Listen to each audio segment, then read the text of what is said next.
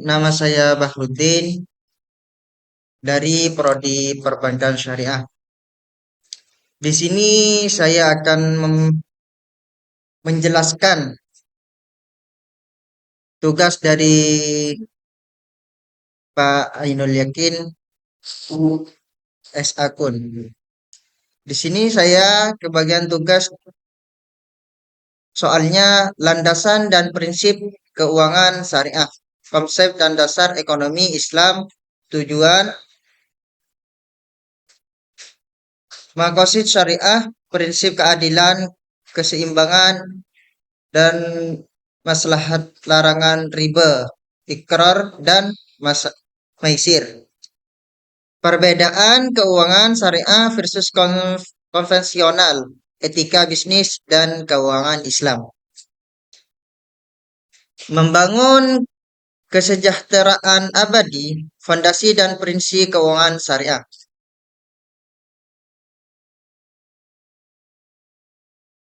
Konteks fondasi dan prinsip utama keuangan syariah. Dua, konsep dasar ekonomi Islam. Tiga, tujuan makosid syariah dalam keuangan. Empat, prinsip keadilan, keseimbangan, dan maslahat. Lima, larangan riba, horor, dan maisir. Enam, perbedaan keuangan syariah dan konvensional. Tujuh, etika bisnis dan keuangan Islam. 8. Kesimpulan keuangan syariah untuk masa depan. Satu, fondasi dan prinsip utama keuangan syariah. Sumber hukum dan prinsip dasar. Sumber hukum keuangan syariah. Keuangan syariah bersumber dari Al-Quran, hadis, sunnah, ijma, kesepakatan ulama, dan kias, analogi hukum Islam. Keempat sumber ini menjadi landasan dalam mengatur seluruh aktivitas ekonomi dan keuangan sesuai syariat. Prinsip keadilan dan transparansi. Tidak boleh ada pihak yang dirugikan. Hak dan kewajiban diberikan secara proporsional. Informasi transaksi harus jelas dan terbuka tanpa unsur penipuan atau penyembunyian risiko. Prinsip tauhid dan ibadah. Selalu aktivitas ekonomi merupakan bagian dari ibadah kepada Allah Subhanahu wa taala. Harta hanyalah titipan yang harus dikelola secara benar dan bertanggung jawab demi mencapai ridhonya Allah. Prinsip tanggung jawab dan maslahah. Setiap transaksi harus dapat dipertanggungjawabkan secara moral dan hukum. Semua aktivitas ekonomi harus memberikan manfaat bagi individu dan masyarakat secara luas. Konsep dasar ekonomi Islam. Karakteristik dan tujuan ekonomi Islam. Pengertian ekonomi Islam. Ekonomi Islam adalah sistem mengatur produksi, distribusi, konsumsi, dan investasi berdasarkan nilai-nilai syariah. Tujuannya adalah mencapai kesejahteraan dunia dan akhirat. Karakteristik utama Islam mengakui kepemilikan pribadi secara relatif, bukan mutlak. Kebebasan berusaha dibatasi syariat, dan keadilan sosial ditekankan dengan menghindari eksploitasi dan penindasan.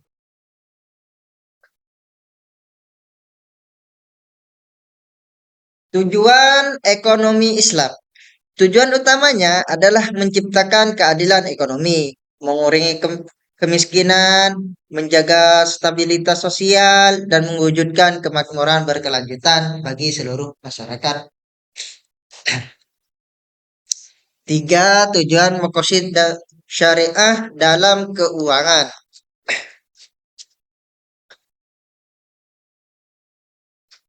Maqasid syariah yaitu ada 4. Perlindungan 5 aspek kehidupan. 1. Pengertian maqasid syariah. Maqasid syariah adalah tujuan utama syariat Islam untuk mewujudkan kemaslahatan manusia dan mencegah kerusakan yang menjadi landasan dalam setiap aktivitas keuangan.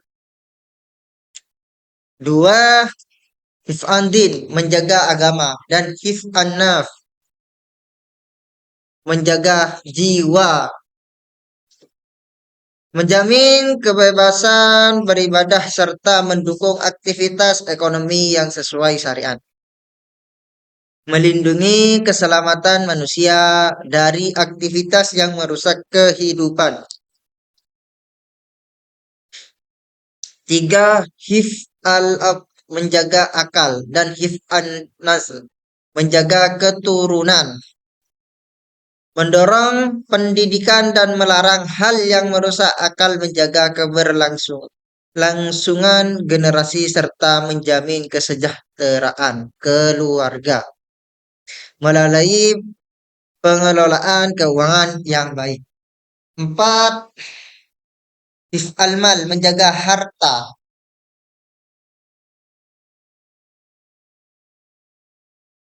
Yang dimaksud menjaga harta, melindungi hak kepemilikan dan menjamin keamanan transaksi. Implementasi meliputi pengelolaan zakat, wakaf produktif, dan perlindungan konsumen.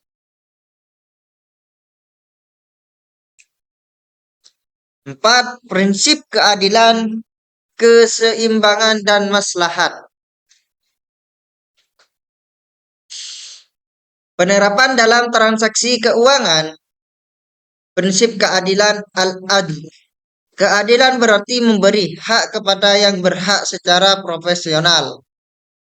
Penerapannya meliputi sistem bagi hasil dan kontrak yang adil seperti dalam akad mudharabah.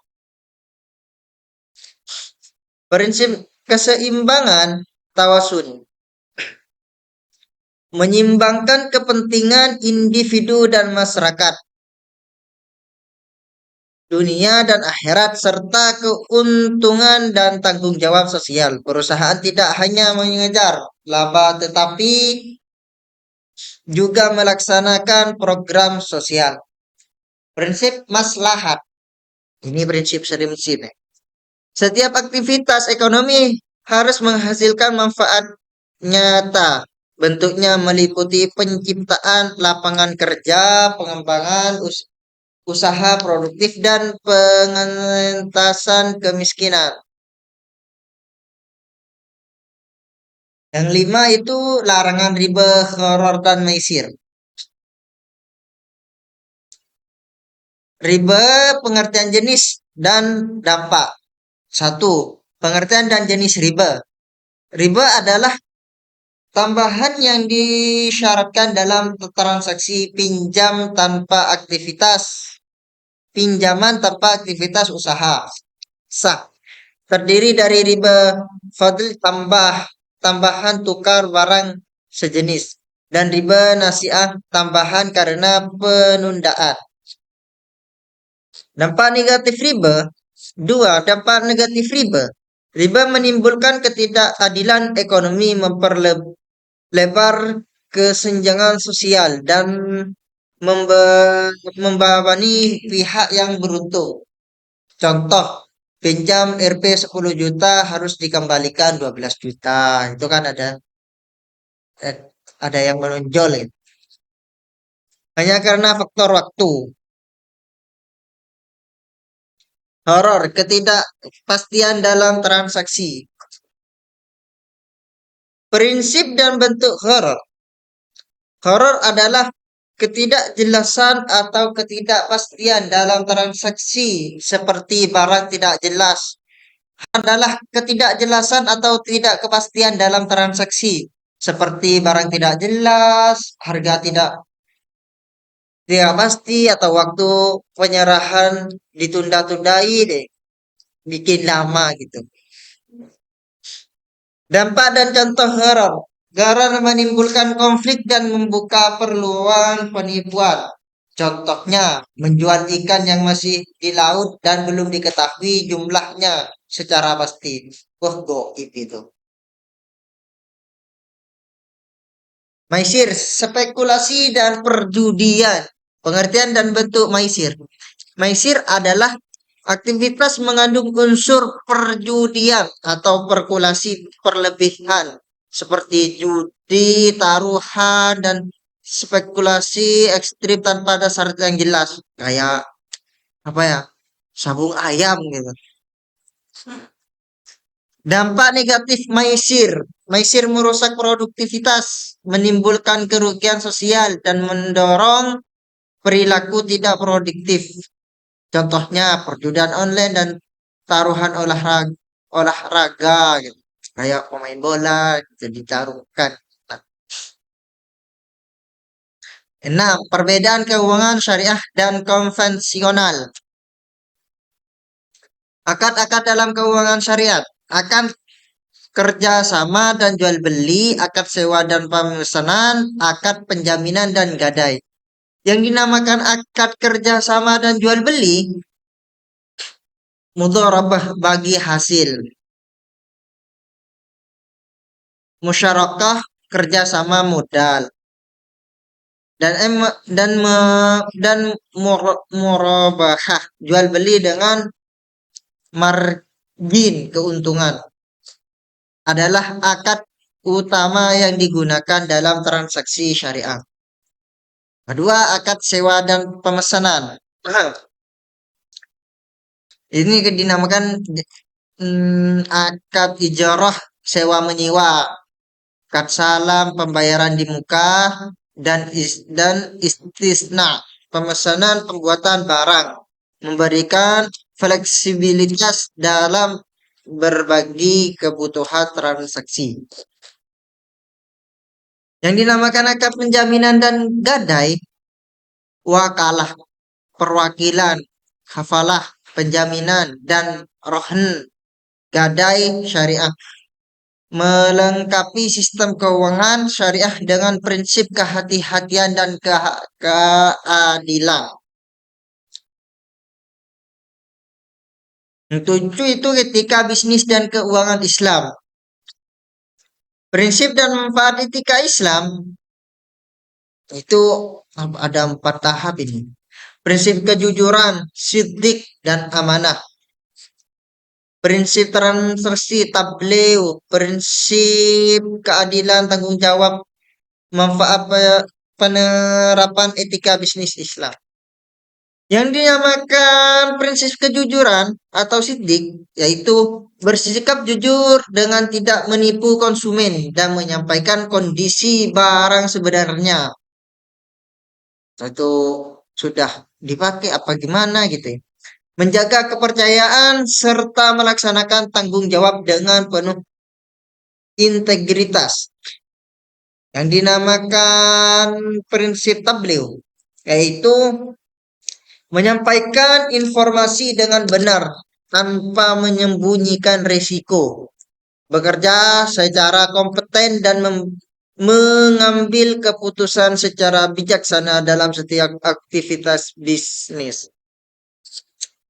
Prinsip keadilan dan tanggung jawab sosial, tidak melakukan monopoli dan menetapkan harga secara wajar, membayar zakat, menyalurkan infak dan sedekah, serta mengembangkan wakaf produktif.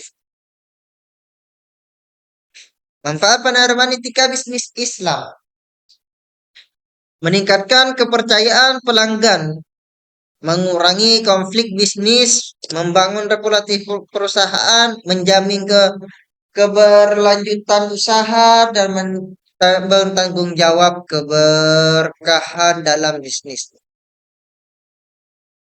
Yang 8 itu kesimpulan keuangan syariat untuk masa depan. Sistem keuangan yang adil dan berkelanjutan. Ini ada berapa tahap ini? 4. Ringkasan fondasi dan tujuan, lapangan dan mekanisme utama, perlindungan maqasid syariah, penutup alternatif yang lebih etis. Yang dinamakan ringkasan fondasi dan tujuan, keuangan syariah berlandasan Al-Quran, hadis, ijma, dan kias dengan tujuan menciptakan keadilan, keseimbangan, dan kemaslahatan bagi seluruh masyarakat. Sedangkan larangan dan mekanisme utama, sistem ini menolak riba, gharar dan maisir serta mengutamakan bagi hasil transparansi dan tanggung jawab sosial sebagai mekanisme inti. Perlindungan maqasid syariah melalui penerapan maqasid syariah, keuangan syariah melindungi agama, jiwa, akal, keturunan, dan harta. Tidak hanya mengejar keuntungan ekonomi.